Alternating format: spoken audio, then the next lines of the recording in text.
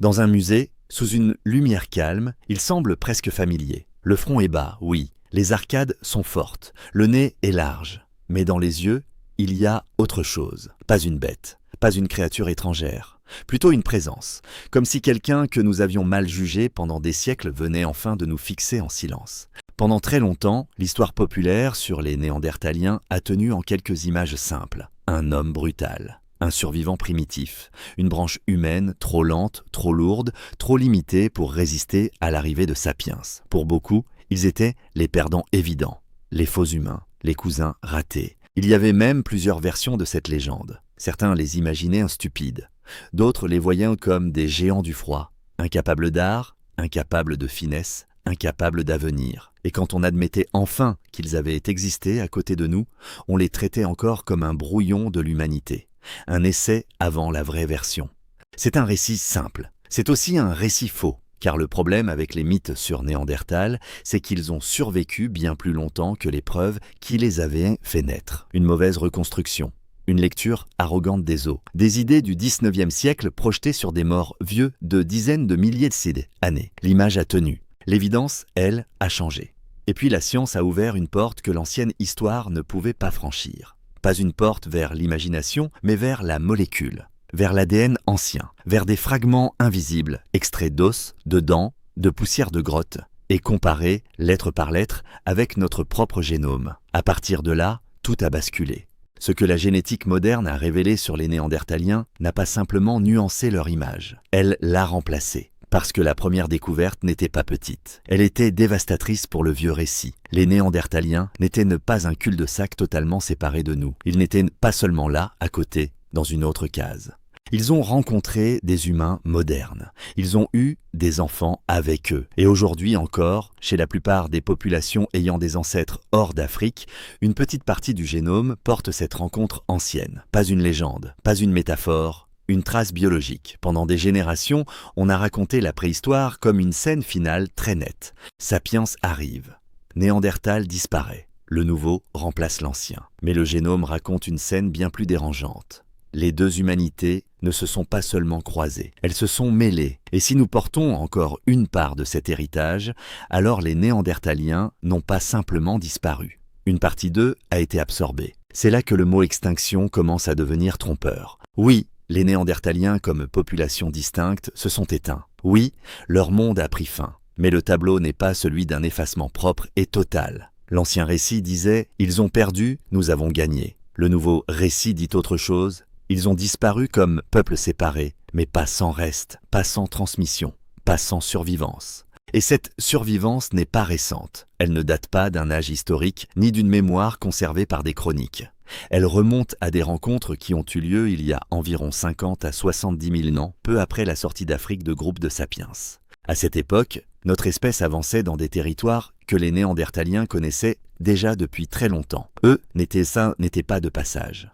Ils étaient installés depuis des centaines de milliers d'années dans une grande partie de l'Eurasie. Voilà le deuxième renversement. Les Néandertaliens n'étaient pas des intrus dans un paysage européen vide. Ils étaient chez eux, depuis très longtemps. Leur histoire commence bien avant la rencontre avec nous, bien avant l'art des cavernes le plus célèbre, bien avant les derniers hivers de leur monde. Pour comprendre ce qu'ils étaient vraiment, il faut reculer plus loin que l'image du chasseur au bord du feu. Il faut remonter vers une séparation ancienne, à plus d'un demi-million d'années, quand les lignées qui mèneront plus tard à Sapiens et à Néandertal s'éloignent progressivement d'un ancêtre commun. À partir de là, deux humanités vont suivre des routes différentes, pas l'une vers l'intelligence et l'autre vers l'échec. Non, deux adaptations, deux histoires, deux manières humaines d'habiter des mondes difficiles. Les Néandertaliens se développent dans des environnements rudes, instables, souvent glacés. Ils traversent des cycles climatiques brutaux. Ils occupent l'Europe, le Proche-Orient, puis des zones allant jusqu'à l'Asie centrale et la Sibérie. Leur corps devient trapu, puissant, économe en chaleur. Leur visage change, leur cage thoracique est large, leur musculature est impressionnante. Pendant longtemps, on a pris cette morphologie pour un signe d'infériorité. Mais un corps robuste n'est pas un esprit inférieur. C'est une réponse. Encore une fois, le mythe était séduisant. Les preuves racontent autre chose. Car Néandertal n'était pas seulement capable de survivre, il était capable d'organiser, de planifier, de transformer. On le voit dans ses outils, On le voit dans ses méthodes de taille de pierre. On le voit dans l'usage du feu. On le voit dans la chasse collective de grands animaux. On le voit aussi dans des indices plus subtils, mais plus humains encore. Le soin donné aux blessés, l'assistance aux individus affaiblis, les gestes intentionnels autour des morts, l'usage de pigments, certains ornements, certaines techniques complexes, comme la fabrication de goudrons de bouleau pour fixer des outils. Ce n'est pas le portrait d'un animal amélioré, c'est le portrait d'une autre humanité. Et pourtant, même là, il faut être précis. Le vrai renversement ne consiste pas à transformer Néandertal en copie parfaite de Sapiens. Ce serait encore une erreur, il ne s'agit pas de dire qu'ils étaient nous. Il s'agit de comprendre qu'ils étaient eux. Des humains proches, mais différents. Une branche sœur, pas une version incomplète. Cette nuance change tout, parce qu'elle libère enfin leur histoire de notre vanité. Pendant longtemps, on a jugé Néandertal à partir d'une seule question. Pourquoi n'est-il pas devenu nous? Comme si c'était l'unique définition de la réussite. Mais le génome, lui, pose une autre question. Qu'est-ce qu'une humanité capable de durer des centaines de milliers d'années dans des milieux extrêmes et de nous léguer encore une part d'elle-même avait réellement construit? La réponse commence dans les os. Elle continue dans les gènes. Prenons d'abord le grand choc de l'ADN ancien. Lorsque les premiers génomes néandertaliens ont été séquencés, ils ont donné à la préhistoire quelque chose qu'elle n'avait jamais possédé à ce niveau de précision. Une mémoire biologique directe, plus seulement des outils, plus seulement des crânes, mais une archive intime, une archive de parenté. Et cette archive a dit clairement, les humains modernes et les néandertaliens ne se sont pas seulement vus de loin. Nous avons partagé plus qu'un continent. Nous avons partagé des familles. Ce fait seul pulvérise l'ancienne mise en scène où Sapiens aurait remplacé une créature presque étrangère. On ne fonde pas une descendance avec un fantasme de musée. On ne transmet pas des segments entiers de génome à travers des millénaires si la séparation est absolue. La frontière était réelle, oui, mais elle n'était pas infranchissable. Et plus la recherche avance, plus l'histoire se complique dans le bon sens, car l'échange n'a pas été uniforme. Tous les fragments néandertaliens n'ont pas survécu de la même manière dans notre espèce. Certains semblent avoir été conservés parce qu'ils ont aidé nos ancêtres à s'adapter à de nouveaux climats, à de nouvelles peaux microbiennes du monde, à de nouvelles saisons. D'autres, au contraire, semblent avoir eu des effets défavorables dans certains contextes plus tardifs. Autrement dit, l'héritage néandertalien n'est pas un trophée, c'est un héritage vivant, mêlé, ambivalent. Comme tous les vrais héritages, on retrouve cette trace dans des régions du génome liées à la peau, aux cheveux, à l'immunité, au rythme biologique, parfois à la sensibilité à certaines maladies. Cela ne veut pas dire qu'il existe un gène magique de Néandertal caché dans chaque trait moderne. Ce serait encore une simplification. Mais cela veut dire qu'une ancienne rencontre a laissé des conséquences réelles, parfois utiles, parfois coûteuses, dans les corps humains d'aujourd'hui. Pas un souvenir littéraire, une influence. Puis vient une autre couche de vérité, plus fine encore, et peut-être plus émouvante. Car quand les chercheurs ont étudié les lignées paternelles et maternelles, l'histoire n'est pas devenue plus simple. Elle est devenue plus humaine. La lignée maternelle, suivie par l'ADN mitochondrial, raconte une absence frappante. Les humains actuels ne portent pas d'ADN mitochondrial néandertalien vivant. Cela ne veut pas dire qu'il n'y a jamais eu de femmes néandertaliennes dans ces rencontres. Cela veut dire qu'à long terme, leur lignée maternelle ne s'est pas maintenue jusqu'à nous. La lignée paternelle, elle aussi, apporte une surprise. Les chromosomes X néandertaliens connus ne disent pas seulement séparation. Ils suggèrent une histoire de remplacement ancien. Une histoire dans laquelle des lignées liées à des humains modernes anciens auraient fini par remplacer les anciens chromosomes X néandertaliens. Comme si même chez eux, bien avant la fin, le contact avait déjà laissé une marque profonde. Voilà un troisième renversement. Le mélange n'a pas seulement coulé dans un seul sens. L'histoire des échanges entre les deux humanités est plus ancienne, plus irrégulière, plus intime qu'on l'avait imaginé. Et c'est ici que le vieux cliché du néandertalien figé dans son coin devient impossible à défendre. Une population figée n'échange pas ainsi. Une humanité close ne porte pas les traces de rencontres si profondes.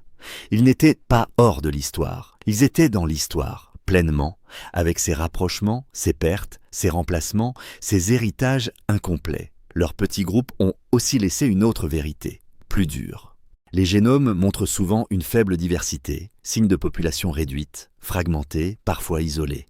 Certaines communautés néandertaliennes vivaient dans un monde démographique étroit, où chaque disparition comptait davantage, où les distances entre groupes pouvaient peser lourd, où les crises climatiques, les manques de ressources et les accidents démographiques pouvaient laisser des cicatrices profondes.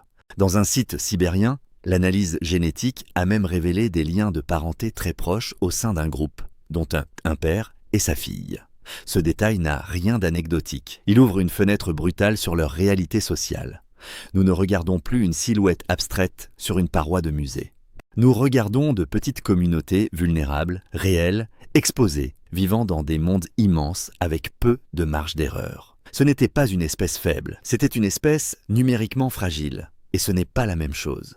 Pendant très longtemps, on a expliqué leur disparition comme une preuve de stupidité. S'ils ont disparu, disaient les anciens récits, c'est qu'ils étaient moins intelligents, moins créatifs, moins adaptables. Mais ce raisonnement confond le résultat et la cause. Dans l'histoire humaine, la disparition d'un groupe ne démontre pas automatiquement son infériorité.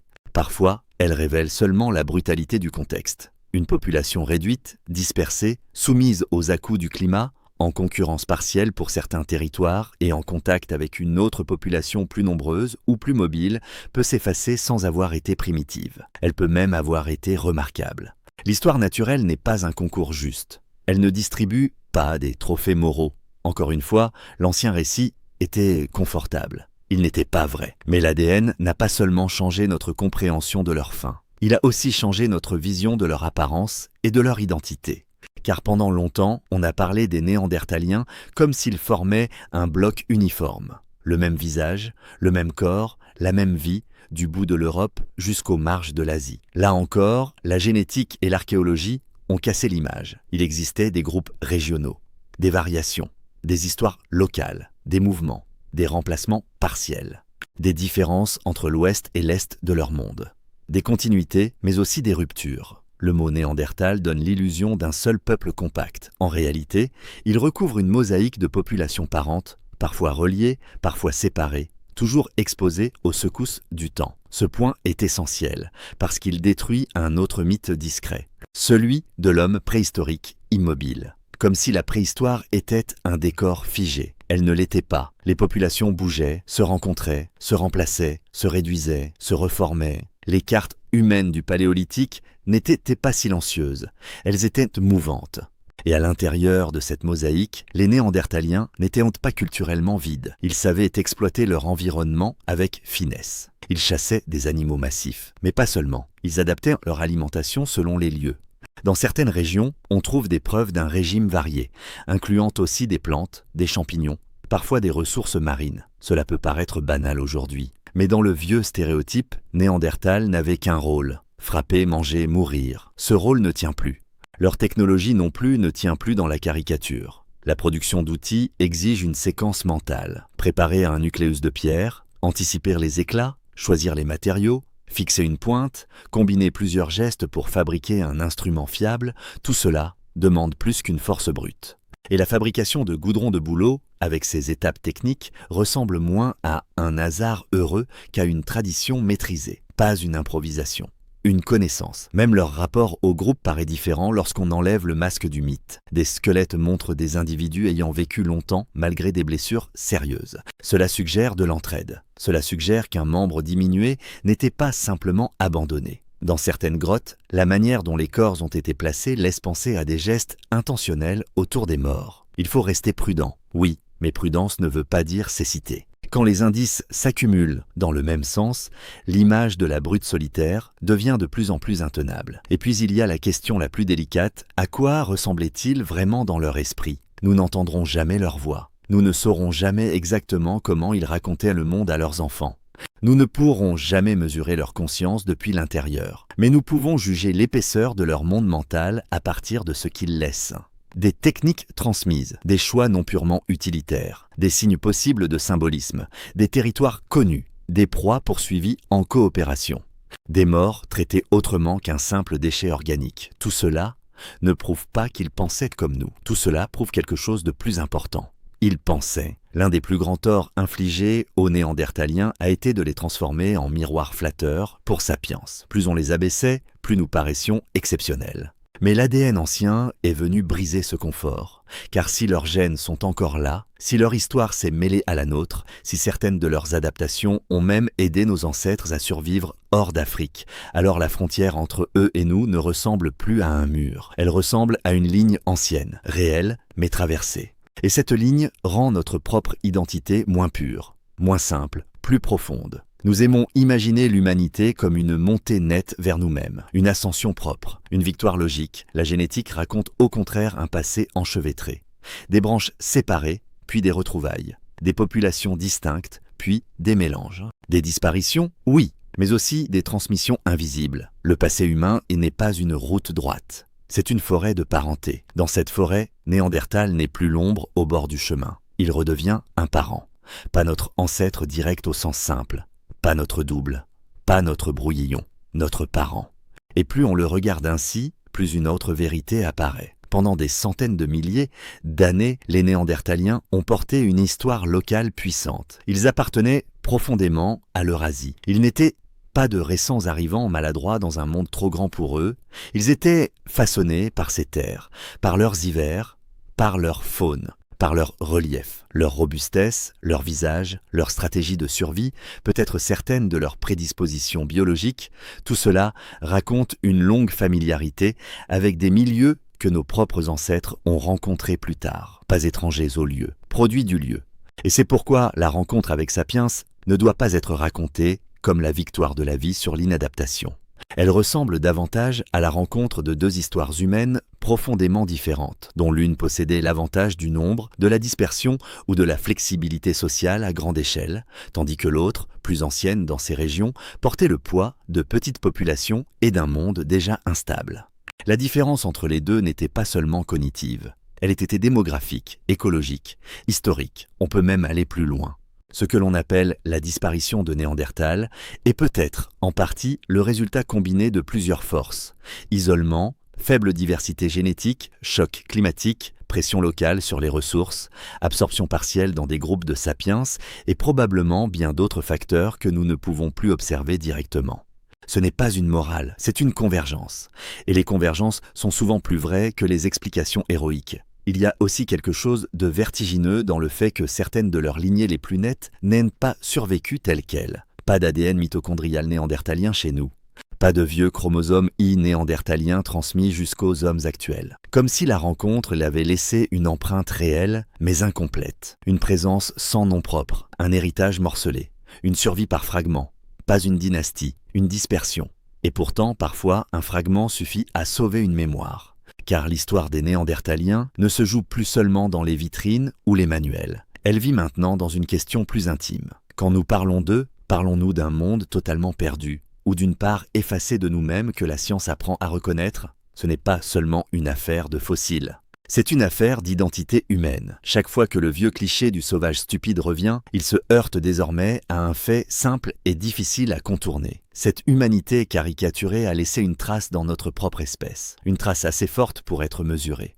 Assez ancienne pour avoir traversé des dizaines de milliers d'années. Assez concrète pour influencer encore certains aspects de nos corps. Le mépris devient alors embarrassant. Car insulter Néandertal, c'est aussi insulter une part du réel. Une part documentée, une part humaine, mais le plus grand bouleversement n'est peut-être pas biologique, il est moral. Il nous oblige à réviser notre instinct le plus ancien, celui qui consiste à croire que le différent est inférieur. Pendant longtemps, le visage de Néandertal a servi de support à ce réflexe. Une silhouette massive, donc une intelligence moindre, une anatomie étrange, donc une humanité incomplète, une disparition, donc un échec mérité. L'ADN ancien a déchiré cette logique. Leur différence n'était pas une faute, c'était une autre manière d'être humain. Et si cette idée dérange encore, c'est parce qu'elle nous enlève une vieille consolation. Nous ne sommes plus seuls au sommet d'un récit simple. Nous sommes les survivants d'un monde où plusieurs humanités ont coexisté. Certaines se sont perdues, certaines se sont mêlées, certaines vivent encore par éclat dans d'autres. L'histoire humaine n'est pas celle d'un seul visage qui triomphe, c'est celle d'une pluralité réduite, puis absorbée, puis redécouverte. Néandertal est au cœur de cette révélation. Pas comme monstre, pas comme marche ratée vers nous, mais comme preuve que l'humain a été plus vaste que ce que notre mémoire récente pouvait supporter. Alors revenons à ce visage de musée. Ce qui le rend si troublant, ce n'est pas seulement sa différence, c'est sa proximité. Plus on avance dans l'épreuve, moins il ressemble à une créature sortie d'un autre monde. Il ressemble à quelqu'un qui appartenait à un autre chapitre du même livre. Un chapitre longtemps mal lu, un chapitre dont il manque des pages. Un chapitre que l'ADN, lentement, péniblement, est en train de restaurer. Et dans ce chapitre restauré, les vieux mots ne tiennent plus. Brute, primitive, sous-humaine. Tous sonnent désormais comme les fossiles d'une ignorance moderne, car la vérité finale sur les Néandertaliens est peut-être la plus simple et la plus difficile à accepter. Ils n'étaient pas ceux que nous pensions. Ils n'étaient pas une erreur en attente de correction. Ils n'étaient pas des ombres autour de notre naissance. Ils n'étaient pas l'envers honteux de Sapiens. Ils étaient une humanité ancienne, complexe, adaptée, vulnérable, inventive, parfois isolée, parfois mêlée à nous, et finalement emportés comme population distincte par des forces plus vastes qu'un simple manque d'intelligence. Ils ne furent sans pas moins humains parce qu'ils ont disparu. Et nous ne sommes pas plus humains parce que nous avons survécu. C'est peut-être cela, la leçon la plus puissante de l'ADN ancien. Il ne révèle pas seulement ce qu'étaient les Néandertaliens. Il révèle à quel point notre besoin de hiérarchie a déformé le passé. Il montre que l'histoire la plus juste n'est pas celle d'un vainqueur propre face à un vaincu grotesque. C'est celle de parenté profonde, de rencontres irréversibles, de frontières traversées, d'héritages fragmentaires et d'une humanité plus large que nos anciennes certitudes. Au fond, le mystère n'était pas de savoir qui étaient les Néandertaliens. Le vrai mystère était de comprendre pourquoi nous avions eu besoin, pendant si longtemps, de croire qu'ils étaient moins que nous. Maintenant, nous savons, leur monde a disparu. Leur nom n'a laissé ni royaume, ni empire, ni chronique. Leurs lignées les plus pures se sont éteintes. Mais la science a retrouvé ce que l'orgueil avait enterré. Dans les gènes, dans les grottes, dans les outils, dans les os, dans les traces minuscules que le temps n'a pas tout à fait effacées. Et ces traces disent une chose avec une force calme. Néandertal n'était pas le faux humain de l'histoire. Il était l'une de ses vérités les plus profondes.